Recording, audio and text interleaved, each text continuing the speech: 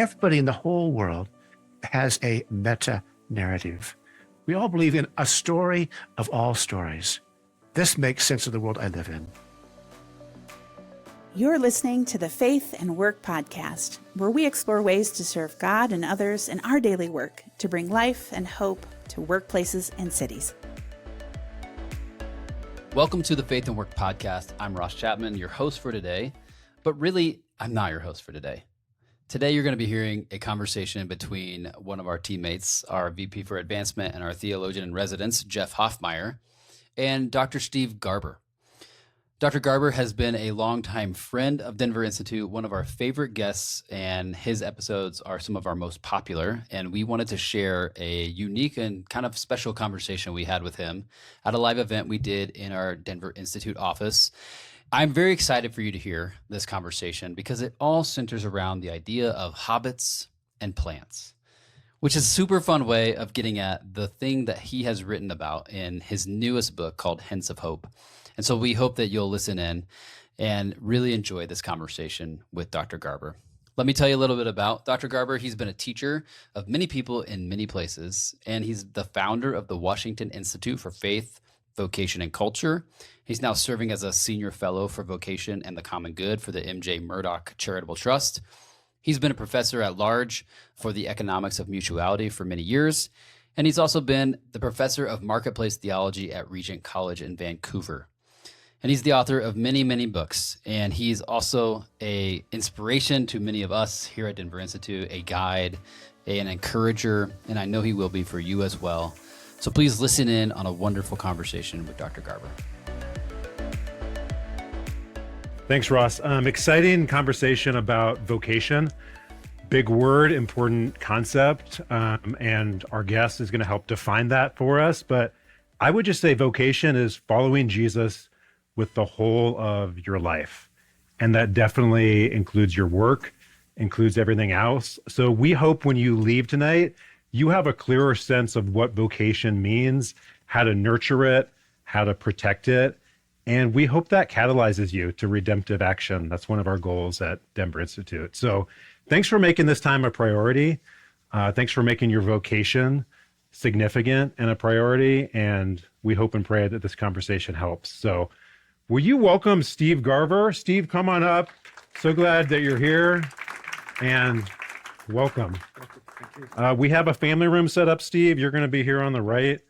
And we're going to have a conversation about vocation, which is something you've thought about the whole of your life. I don't know if you see this slide behind you, but author and thought leader. I didn't say that. I know, but I want to be both of those things. So, and you have been, and you've been thinking deeply about vocation for much of your career. So thanks for being here. Congratulations on this new book, Hints of Hope. And by the way, if you want to buy a copy, you can probably even get a signature from the author tonight. Yeah, you'll do that for us. So you're welcome to do that. Those books are available in the back, and just before you leave, we'll make that possible. So congratulations, Steve, on this book. It's tremendous, and small gift for you from your biggest fans at Denver Institute, and you can hang this up wherever you like, but we're excited about it and excited to have this conversation about vocation. And to do that, we're going to talk about two things, hobbits and plants. So those are the only topics for tonight. And we have a picture that shows both. And at least hobbits are near and dear to my heart. Here's Sean Austin, who played Sam, who you've met and had a meal with, I believe.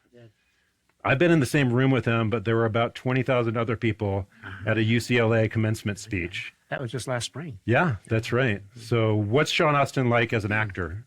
As a person, maybe, is a better question. If you ever saw him as Rudy in the film, he was a aspiring football player trying to get into the Notre Dame world and could hardly make his way there. And finally, at the big game, he gets in and does a great thing. And the film's called Rudy, of course.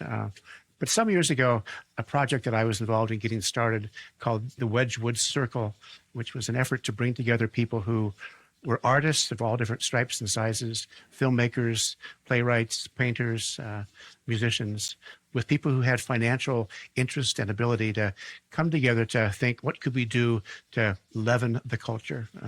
What could we do to tell stories born out of visions of good and true and beautiful, not making parochial art necessarily. It wasn't the point to make a Christian film, which wouldn't be a bad thing, but we wanted to make a film everyone would want to see, but do it really, really well, or to sing songs that wouldn't be put it in a box. You think, oh, that's a, pejoratively a little bit here, but that's a Christian song. But we'd like to have a really wonderfully thoughtful, artful, beautifully imagined song that everyone would say, oh, that's very good music, isn't it? The question behind that vision was, what I've been asking for years, could you sing a song shaped by the truest truths of the universe, but in language the whole world could understand? So I was involved in an annual gathering of the Wedgwood Circle out in Santa Monica one year, and Sean came and he had an idea for a film, and I thought it was very professionally imagined, and he knew just the language and the issues in making movies. If you don't think about it, every film you've ever seen in your whole life, somebody has been a producer. Somebody, whether the state of Utah or the government of Ireland or, somebody has been a producer. Phil Anschutz has been a producer for films. Maybe you would know that story. So anyway, Sean came to that, and I was a fan of what he was doing. And I was asked by my colleagues if I would host him for a day in Washington, D.C. He bought the film rights for a story that all fourth graders in America read, basically. It's a film about a Scandinavian country which decided to save all the Jews in their country, and they secreted them out at night. And is it called The Number of the Stars or something like that? But he bought the film rights for that. And I taught that book to fifth graders when I was a teacher. Good for you. But he wanted to make a film, so I was asked to host him, to take him to the Holocaust Memorial in Washington, D.C. He wanted to see how that event was pictured there in the museum. But kind of secretly, I thought, Sean Aston, how about if I get a reservation at a kind of a homely little place in Alexandria called Bilbo Baggins? And so we went after the museum, drove over to Old Town Alexandria, and sat at the little table looking at the menu, big menu with a lot of pictures on it. And the waitress walks up, she says, I think you're in the menu, to him, not to me, of course. And he was, but I would just say he's earnest, he's thoughtful. If you heard him last year, he sent a little text chain to some people who were his friends and said, I'm doing this, remember me? Well, it was a wonderful speech. I was there. My daughter was graduating. Oh, very good. But let's talk about Hobbits. Yeah. And let's talk about story. So here's one prominent line from The Lord of the Rings. So I love this line. And by the way, any of you who are buffs of Lord of the Rings or Tolkien, the quote doesn't go with the image. So I hope there's no Tolkien police here. So I'm aware the quote comes from Two Towers. That image, I think, is from Fellowship of the Ring. But here's this thought. This is a conversation between Sam and Frodo. So Sam says, why to think of it? We're in the same tale still. It's going on. Don't the great tales never end? No, they never end as tales, said Frodo. But the people in them come and go when their parts are ended. Huh? What do hobbits have to tell us? How can they help us learn about story and how that relates to vocation? Well, they only do so because of the imagining author who brought them into being, which of course is J.R.R. Tolkien, that they have the life they have because of Tolkien's genius and his desires and his willingness to work and work and work. And if you don't know the story, he did tell these stories out loud to his kids initially, and then he wrote down the one called The Hobbits, and then spent some years in quiet because he was a busy young father and a busy professor and a busy life in the city of Oxford, and then came back eventually to write, the trilogy. But so the stories about the Hobbits are because of what Tolkien imagined. So that's the deepest truth. Not that this would ever make any of you wealthy people, because it couldn't do that. But in all the secret signs you have to make getting into the internet universe, I'm always some version of a hobbit. Some version is as far as you're going to get with me. I'm always just remembering that I am deeply a hobbit. So it isn't a big deal in my life to say that out loud, but I identify with the hobbits quite profoundly. So for all the years of my... Is that about gardening or food or fine ale or... pipe smoking or fear of adventure? It's some of those, not all of those. Right. I think it's the groundedness of their lives. Not only are they literally almost hairy feet and all, they look like they could almost be tied to the ground, but I feel quite grounded in my life. I want to be more grounded. I think there is, in my own deepest aspirations for me and my deepest self, is I think I'm drawn to the humility in a certain part of who I am. I like the fact that they're not looking to be grand on the stage of life. They would be content to, garden again tomorrow, and I would be too, in a certain way. And they're deeply formed by story. And this conversation that's up on this slide between Sam and Frodo, they have this awareness that they're in a story, and they know that, and they're always in conversation about that.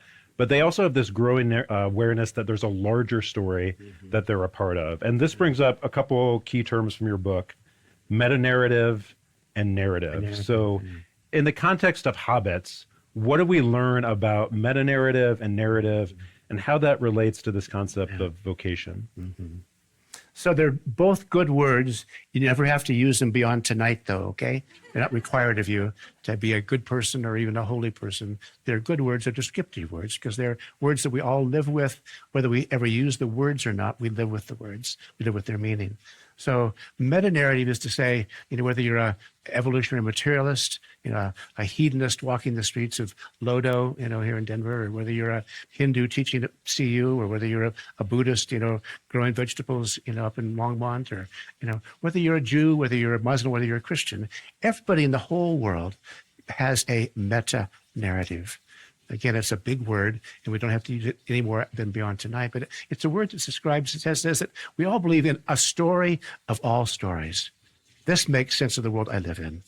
This is the story, and it could be as gross and as crude as, this happens, you can pick your own word there, or it could be, eat, drink, be merry, for tomorrow we die. I mean, that could be a way you would describe everything in the world is made sense of by these words. That's what I think, Or it could be, there's a God of heaven and earth who created the cosmos in this way, and he's actually telling a story from beginning to end. And someday, in Tolkien's own best image, I think, someday every sad thing will become untrue.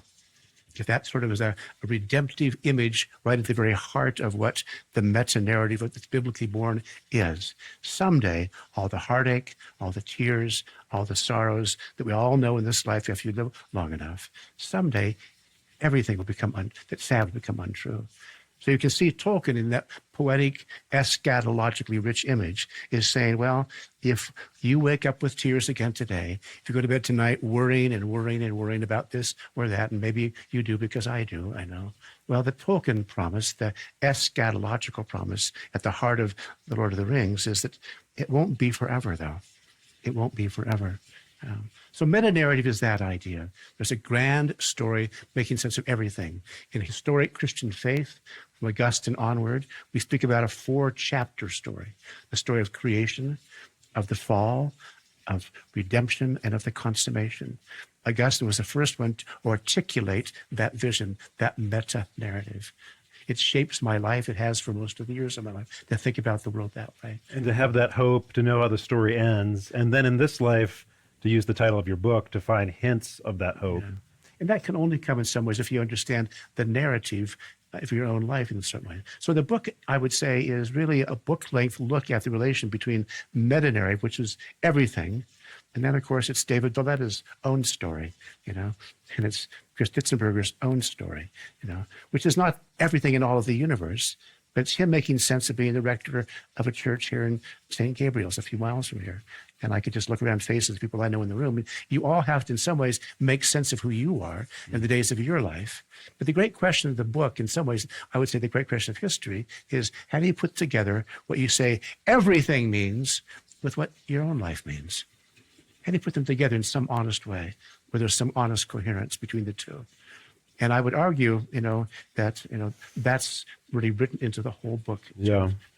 And you said hints of hope. We could talk more about that. But. Well, one of the things I love about Lord of the Rings, and in fact, I can call my mind back to being 6th grade Jeff and reading those books for the first time. In fact, I would love to be able to read them again for the first time and be surprised by so many things. But one of the great surprises in that book, maybe the deepest surprise, is it's actually Sam who's the hero. Yeah, it is. And you think all along when you're reading or watching for the first time that it's going to be Frodo. But at some point, Sam takes on this hero's mantle. And here's another thought from Sam. This is kind of Sam's turning moment. And this picture is probably more apt for this thought. And you touch on this incredible line in your book. But even as hope died in Sam, or seemed to die, it was turned to a new strength. Sam's plain hobbit face grew stern, almost grim, as the will hardened in him, and he felt through all his limbs a thrill, as if he was turning into some creature of stone and steel that neither despair, nor weariness, nor endless barren miles could subdue. This is the turning point for Sam, and we see this hardening of his will, of his resolve. You know, in your words, he knows his own story within the grand story, his own narrative within the meta-narrative, and deeply analogous to an important moment in the life of Jesus. So Luke 9:50. You think so, huh? I do think so. And I'll prove it. How about Luke 9:51, which is the turning point of Luke's gospel. So everything that comes before is kind of prologue. And then Luke makes this turn to tell the passion story, the suffering of Jesus, his death. Some authors have said the Gospels are all passion stories with long introductions. And the turn is made in Luke 9:51. When the days drew near for him to be taken up, Jesus set his face to go to Jerusalem. And that language in the Greek of setting his face becomes like stone or like flint, which mirrors this picture of Sam. He was turning into some creature of stone and steel that neither despair nor weariness nor endless barren miles could subdue. You know, Jesus, of course, knows this meta-narrative and is born with this song in his heart. It's the endless song of Father, Son, and Holy Spirit, and that self-giving love. And that's behind this resolve of Jesus setting his face to go to Jerusalem. And it's the same resolve that's in the face of Sam. So what does that tell us about vocation? Because vocation is about resolve, and it's about this hardening of the will and this idea that I must live out this story that is uniquely mine, but also a part of this meta-narrative. Well, two very important windows into this in the life of Jesus. One is in John chapter 13, and it's the story of the night of, his betrayal and the Last Supper and the washing of his disciples' feet. That as he bowed down, Peter resistant, of course, but he bows down, takes his wrap off, and begins to wash their feet. But the text puts it this way, because he knew where he'd come from and where he was going. Right. Now that's profound if you just ponder for a moment here. He knew the beginning of the story and knew the end of the story. And therefore, he understood the calling, good word that it is. The very word vocation is literally the same word as calling. So it's redundant to say my calling or my vocation. They're the same words, literally. Voca, vocal, it's Greek and Latin, but they're the same words. So Jesus understood his calling to leave the glory of heaven and to come and to do what? In the language of Philippians, to be a bondservant, which is why he could do something so humbling as to wash the disciples' feet. He knew where he'd come from and he knew where he was going, the beginning and end of the story. So the narrative of that moment, that evening, dramatic, poignant, redemptive, heart of redemptive history, was because he knew where he had come from, where he was going. In the end of the story we call the road to Emmaus, of course, after the heartache and the wonder and the perplexity and the grandeur, of course, of what happens on the cross, the story of the people walking towards Emmaus. I've done that in my life, and I know what the road looks like. And I sometimes have thought, well, what would it have been to have been there talking with your closest friend who you were groaning with all of creation because you don't know what has happened and how, and all of a sudden, there's a person appears, and it, of course, turns out to be Jesus himself. They're perplexed by it. And he says, what's going on? What are you talking about? And they say, are you the only one in all of Jerusalem who doesn't know what's happened here the last few days? And he says, well, I don't think you know the story. And he tells them. He tells them the story, beginning here, walking his way from here to here to here. He says, you see, you're so perplexed and you are so crushed today You don't know what to make of history and what's happened even in the last few days here in Jerusalem. Why? Because you don't know the story. You don't know where it begins, and you don't know where it's going to end. So let me actually walk you through redemptive history and help you to see what, in fact, this means and this means this. So you now understand, in fact, what these last few days mean. Do you find yourself wishing that we knew what Jesus said on that road? All the time. Yes. I mean, in one sense, I do and I don't. I mean, I am quite a conscious student of what's called biblical theology, not as opposed to unbiblical, but this story of redemptive history that tells the story from creation to consummation. I've been schooled in that way of thinking about the Bible for a long time. So it sounds like one way for us to conceive of vocation is to think of it as journey, but it's a journey shaped by knowing the destination. So there's this common refrain, I suppose, in our culture that life is about the journey, it's not a destination. That seems wrong from the Christian perspective. It can't be that, finally. My wife and I met a Indian philosopher many years ago, the year we got married, named Surendra Gangadine. Sounds like an Indian philosopher, doesn't he? But he was. He taught us to see whether you're Hindu, whether you're Buddhist, whether you're a secularist, or whether you're a Christian. He said, expectation affects program. What he was saying was that one's eschatological expectation affects the way that we live life day by day. So again, you could be this or this or this in terms of my religious or worldview, commitments. But if you are a person born of Christian conviction, you understand, in fact, that the story is this story. It starts here and it ends here. That your eschatological vision, your expectation of what history means and where it's going, it's going to actually shape the way that you live your life day by day. And that's true for everybody under the sun. Everybody, really. So I would say, yes, it has to be that way, that our sense of vocation has to be formed by, because it will be informed by, our eschatological vision. So if it's a new heaven and a new earth, which we long for with all of creation, that has a certain eschatological reality to it. If it's simply, this wouldn't be a bad thing, but it wouldn't be true either. If I'm going to heaven someday, well, that has a certain way of making sense or not making sense of what we do day by day. So yes. It's funny, Steve, this is the first time you and I have had this kind of like face-to-face conversation. It just happens to be in front of a group of people and there's microphones on, but now I get what my colleague Brian Gray has been talking about, because when you look me in the eyes, you have this piercing gaze, and something about your voice makes me quake in my boots a little bit. This also reminds me of this moment in Jack Kerouac's On the Road. Oh, my. So Kerouac and his buddy. Road to Emmaus and then Jack Kerouac, too. Yeah. So Kerouac and I'm from Boulder, so that's, kind of one of the Bibles in Boulder is that book, The Beat Generation. But Sal and Dean, the main characters, they find themselves in this nameless Midwestern town, and they're out of gas, they're out of money, and so they're leaning up against a wall of some cafe, and this farmer comes up to them and says, "You boys going to get somewhere, or you just going?" And there's no answer, but the book answers the question, they're just going. Yeah. So their journey is not shaped by a destination, or to use another big word in your book, it's not shaped by a telos, which is connected to praxis. Right. So you'll probably give us the freedom to not use those words also after tonight. But for now, tell us what they mean. Tell us what they mean. Oh, I see what you did there. So I did drop out along the way, and I, read the Bibles of my generation, and I didn't ever catch a ride with Jack Kerouac, but I was living in the same world. Along the way, came to spend a lot of years of my life teaching students, teaching undergraduate students, teaching politics in Washington, D.C. I was doing a lot of reading, of course, but in particular, a book by Alistair MacIntyre called After Virtue. I spent, weeks and weeks and weeks reading this book because it took that out of me. But I began to get drawn into this idea of telos and of praxis. And what they mean is that whether you thought about it this morning or not, you got out of bed today because you wanted to get something done.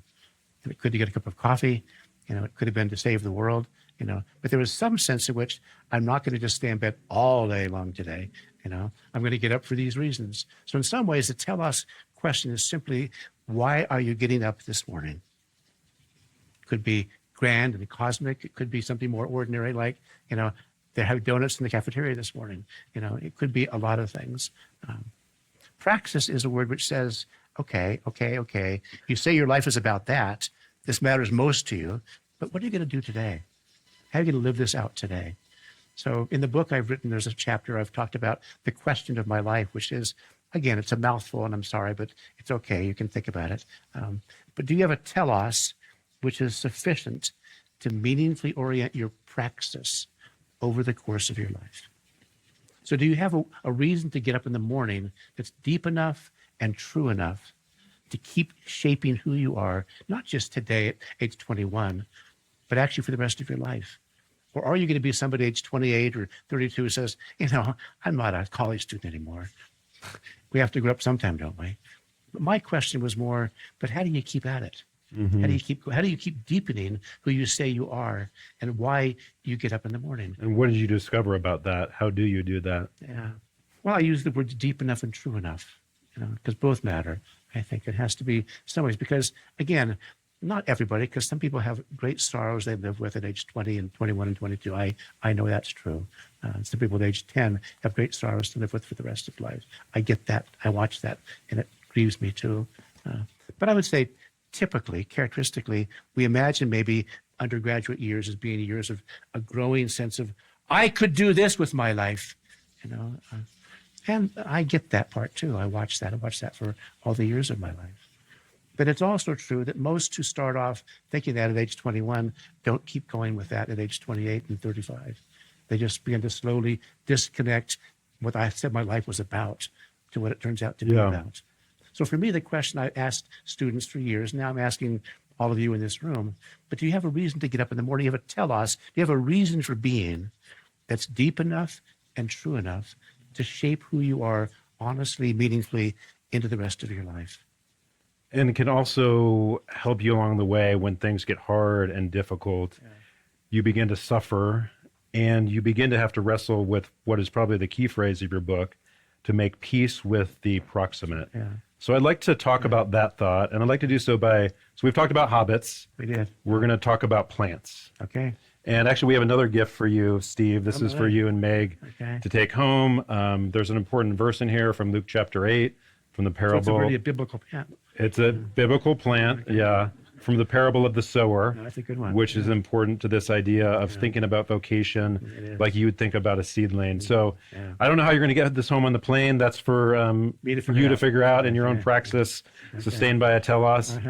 But Steve, look at these pictures behind you. I see them, actually. You can see them? I know just where they are. So where are they? Probably the San Luis Valley. Yeah, upper left is the San Luis Valley. You grew up in a place called...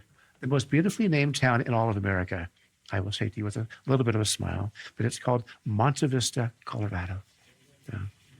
Mountain View, if you don't know Spanish much at all, but it's simply Mountain View, Monte Vista, Colorado. Yeah, so that's... Alamosa isn't as beautiful a name as that, or, even Greeley isn't, or even Boulder isn't.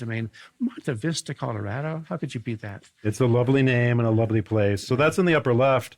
Lower right is actually a different place. Can you guess where that is? I can't quite see it very clearly here. So it could be a field almost anywhere except probably Iowa. It's another significant place in your life, Valley. In your story. Yeah, this is near Davis, California. That's right. Yeah. Yeah. So talking about from these... Monte Vista to Davis when I was a boy. So, And tell us part of that story, and tell us about your father and his vocation. Yeah.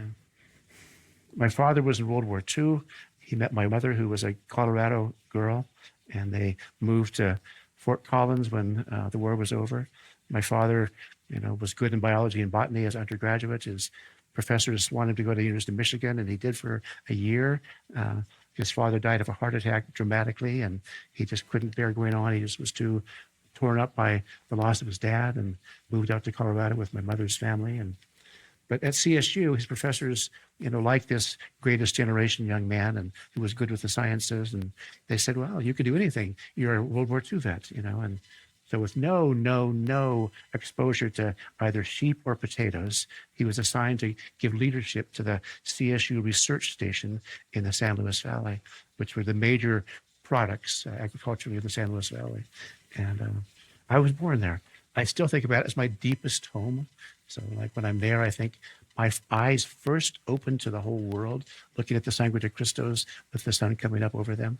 I'm glad for that. I'm sort of almost proud for that in a little way, but I really feel moored or tethered, rooted in that place in America. When my father was learning how to do what he was doing there. His professors at CSU said, we want you to come back and teach with us someday, but you need to get a PhD now. And so they sent him off to UC Davis, which was the best school in the world to get a PhD in plant pathology, in the craziness of bureaucracies and choices universities make, what they don't say and don't do. The University of California said, why don't you stay here now that you have a PhD? And he spent the rest of his life as a plant pathologist for the University of California. As was you and I discovered, we have this in common. My grandfather was a plant pathologist. So your father was dedicated to this vocation of caring for plants, and really for the whole of his life was fighting this thing called seedling disease. So tell us about that, but in the context of telling us about that, how did your father have to make peace with the proximate? And what on earth does that phrase mean? Well, 10 minutes ago, you said about the parable of the soils. Yeah. It's really that story. Right. Because if you think about the story, the first of all the parables, so it's in really some ways, it's really the lens through which all the parables should be understood. It's that kind of interpretive or hermeneutical window into every story that Jesus told. It's the first story he told, and it's innocent, agricultural, and the seed goes here and goes here and goes here. And then he says, sort of surprising to us, because we'd like him to be a real Christian, wouldn't we, Jesus? Could we say, but all you said was, if you have ears to hear, then hear.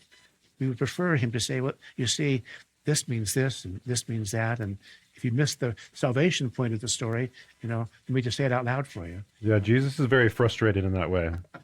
He just says, if you have ears to hear, then hear, and he walks away, And you have to want to know, which is intriguing to me as a professor. You have to want to, there's a certain sense in which you have to really hunger to understand. He's not reluctant to say, but you have to want to understand. Well, anyway, the story goes off, and there's not any mathematical ratios built into the story, but it's worth pondering that only one seed out of the 4 is fruitful. There's no fated message for all of history there, but it is profound, I would say, and it's worth pondering that most who start off well don't finish well, was what I've taken it to mean. Even the third one, which was always the most puzzling to me, most perplexing, one that seemed to start off very, very well, grows up and begins to look like this and look like this, and it too, gets squeezed out. That was always the hardest one to understand. Yeah, and the closing verse is what is on this little plant identifier stick here, and maybe if you can't get the plant in the plan, you can at least get this. But the story concludes, as for those in the good soil, they are those who, hearing the word, hold it fast, and in an honest and good heart, they bear fruit with patience. So you asked about the proximate in this, and so the first pages of this book, in the first chapter, about my father's work as a plant pathologist in the San Luis Valley, in the San Joaquin Valley. And then me growing up between these two worlds, I thought the whole world was between California and Colorado for the first years of my life. I thought, why else would you go anywhere else? I mean, everything I ever wanted, mountains, ocean, deserts, great farmlands. Why would you go to Pennsylvania, or why would you go there or there, really? I mean, anyway, it was parochial and it was sort of stupid, but that's how I thought about the world. And my father took up a disease in his 20s called verticillium wilt. A few years ago, I went back to the CSU research station in San Luis Valley just to walk around and think, where did I first see the world? And I saw on one doorway of this research center, verticillium wilt laboratory. And for the first time, I thought, he didn't discover verticillium wilt in California with cotton. It was with potatoes in Colorado, too. It's a problem that affects seeds. A little bit of a potato cut into a piece and planted in the ground, or a cotton seed put into the ground.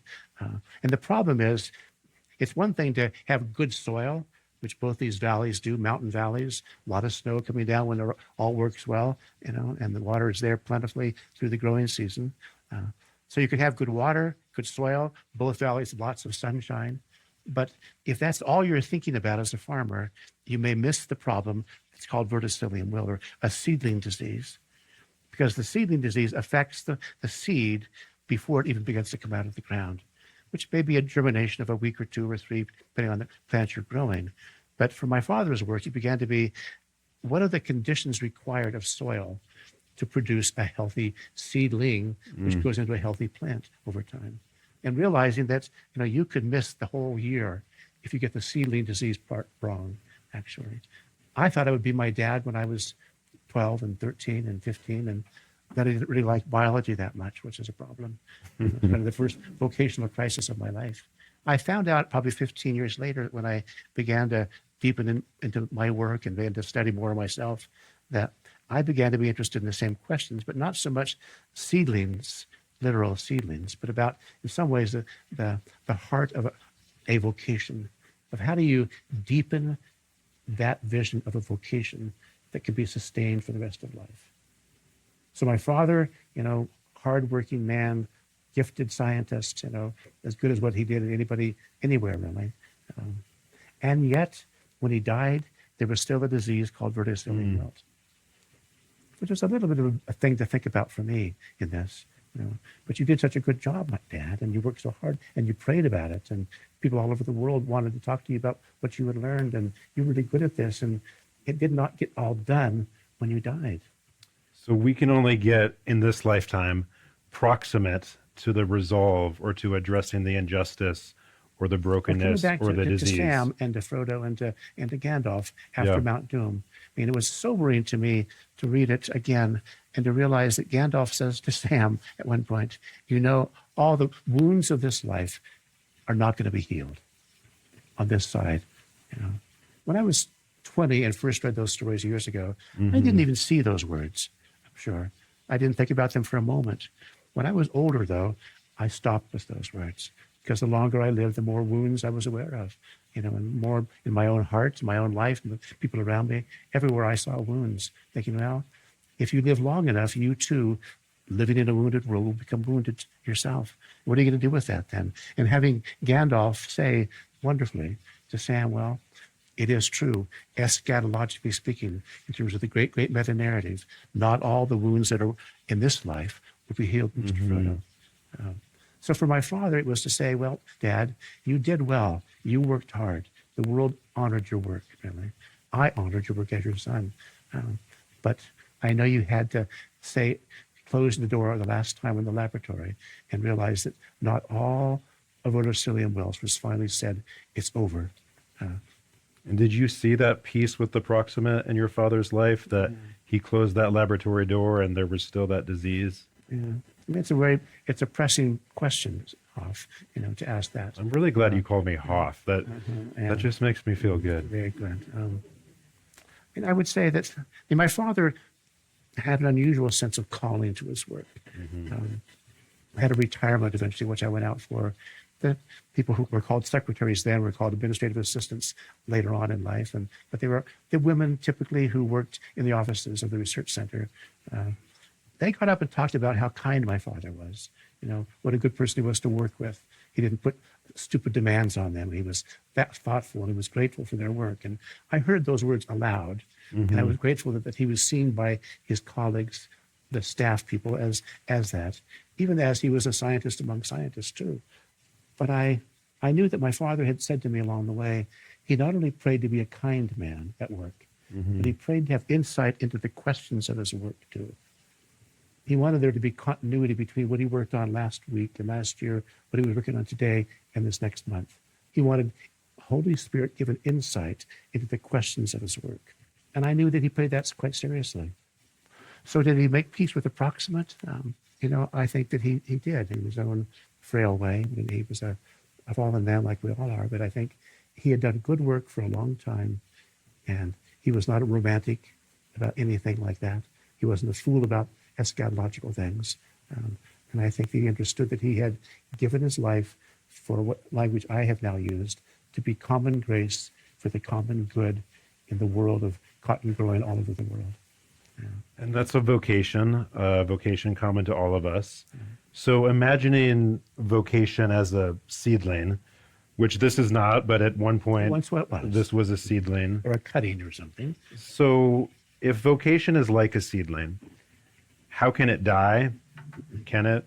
What diseases should we worry about? And then how can we nurture it like a hobbit would? Well, can we just say 3 words, then go home, about the world of the flesh and the devil? Or to come back to the first parable of Jesus. What is it that distinguishes the third and the fourth soil? Third and the fourth seedling? Well, the one seems to grow very well.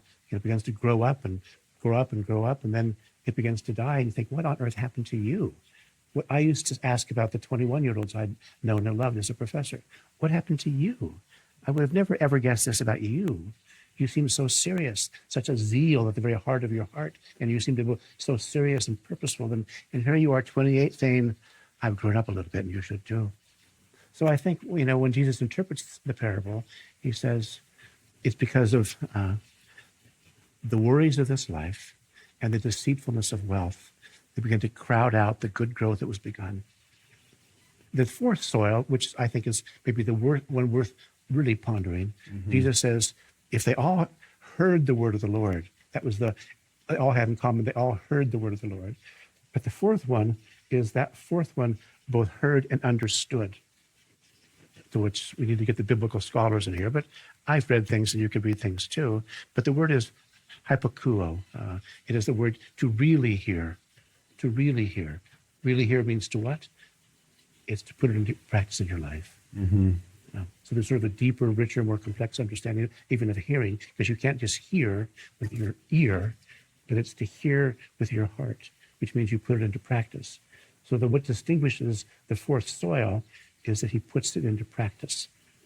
It's as Jesus says to Nicodemus in John 3, here's the teacher of the law, is how the gospel teaches it. It wasn't just a rabbi. He was the teacher of the law. And that gets back to practice and praxis. Because where it comes out in eventually, it's beyond our, maybe your best known verse, John 3:16, which is a great verse. It is the summary of salvific, meaning in Scripture. Of course it is. But a few verses later, Jesus says to Nicodemus, the reason you don't understand, Nicodemus, is that you don't do the truth. So there's something about obedience or practice or praxis or meaning or understanding which comes with actually putting it into practice. And in all your conversations about vocation with young and old, are there diseases similar to seedling disease that we should be wary of as we're trying to guard our own vocations? It's such a good question, Huff, really. There's a book called Visions of Vocation, which is subtitled Common Grace for the Common Good. But there's a chapter I called The Great Temptations, and I still think it's true. So I would just say, yeah, I think there are. I call them cynicism and stoicism. And I argue that they were two sides of the same coin in everyone's soul, cynicism and stoicism, because they both are saying in different ways, because they're two sides of the same coin, oh, come on now. Come on now. If cynicism is to say, as much as I love Brian Gray, how much do you love Brian Gray? Like really, really much. Stoicism would say, when Brian was younger, I used to really care about him a lot, But there's been a few years now, and I've kind of watched life, and I've kind of turned the barometer of my heart down, watching for a while, because you can't care about somebody like that and still have a life. It's just too much caring, because you'll get hurt caring like that, won't you? Cynicism is not that problem, but it's related, because cynicism says, Huff, I don't really know you that well, but I'm sure you're just like everybody else I do know, and if I don't screw you, you're going to screw me, so I'll get you first. Because you see, the world is like that. You'll get screwed if you don't watch yourself. So both are ways of protecting our hearts from the calling, the vocation we have to know and to love the world at the same time. But the irony is we think we're protecting, and it's actually killing us. It's killing us. It's what it is. It kills us. And just to say one more word about that, because I can see the theological astuteness all over the room here. But just think about the very first sort of problematically named tree of the knowledge of good and evil. I spent years of my life thinking, oh, God of heaven and earth, I believe you. I trust what you say in the Scriptures. But why would you have named this that? The tree of the knowledge of good and evil? I want to understand what the Scriptures teach, but the tree of the knowledge of good and evil, that seems too, cosmic or something, or way out beyond me. And I finally wrestled my way through that. I think this is true. I've asked some good theologians. They said, I think you're right, Steve. But I would say the question which comes out of that tree, that first temptation, is this question: what are you going to do with what you know? Or I've named it, in other words, it is an epistemological temptation with a moral heart. So it's a temptation about what you know, but it's what you do with what you know. An epistemological temptation with a moral heart. So the question that comes out of Genesis 3 is, what will you do with what you know? and that rumbles its way and echoes all its way through Scripture. So Stoicism, cynicism, we think that, it is, some contemporary TV show, which talks about cynicism in Washington, D.C. There's a lot of cynicism in Washington, D.C., but people called themselves cynics thousands of years ago. Abraham Heschel, the great scholar of Hebrew world and worldview, says 1,000 years before Jesus came into the face of the earth, people called themselves Stoics. Why? Because there's a lot in the world that could hurt you. And they decided, in fact, to turn the barometer down because they didn't want to get hurt like that. So they're old temptations to be a Stoic or a cynic. But they both are ways to protect ourselves from getting hurt by what we know. Yeah. I think you're right, Steve. You're a theologian. Theologian residence, in fact. Steve, I just want to thank you for who you are, your writing, and for this conversation. Well, thanks for listening in on our conversation between Jeff Hoffmeyer and Dr. Garber.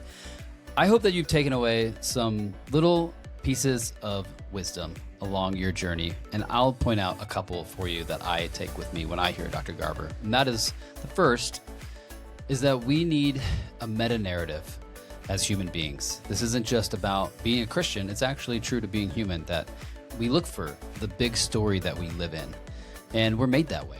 And the good news is the Christian story is one that can contain all of our stories in a way that makes sense and can make sense of our lives.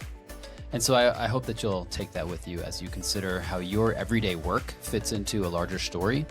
We think that's really crucial for how you show up at work, is to demonstrate to the world that God has a really compelling vision for work, and it's wrapped up in this big story that he's telling, and moving all things to be made new, to be made right, and you're part of that project in your everyday work. And the other thing that I hope that you'll take away is simply the question, can you really know the world and then really love the world? This is what Jesus did for us. It's the most famous, probably, passage in all of Scripture, that God so loved the world that he gave his only son. He so loved the world. And to just think about that, because we know that we are experiencing plenty of brokenness in our everyday lives, in the world around us, in a polarized time with lots of conflicts around the world and in our local communities. So can you really see the world and love the world? That is what God asks us to do, and we can do that in our everyday work in unique and influential ways, in small ways and in big ways. And so I hope you do that. Thanks for listening to the Faith and Work podcast, and we hope that you'll share this episode with somebody who needs to hear it. If you've enjoyed this episode of the Faith and Work podcast, please subscribe, leave a review, or share it with a friend. The Faith and Work podcast is produced by Denver Institute. We believe that when Christians work faithfully, the world will taste the hope and life that Jesus provides. To learn more or to make a financial contribution, visit denverinstitute.org.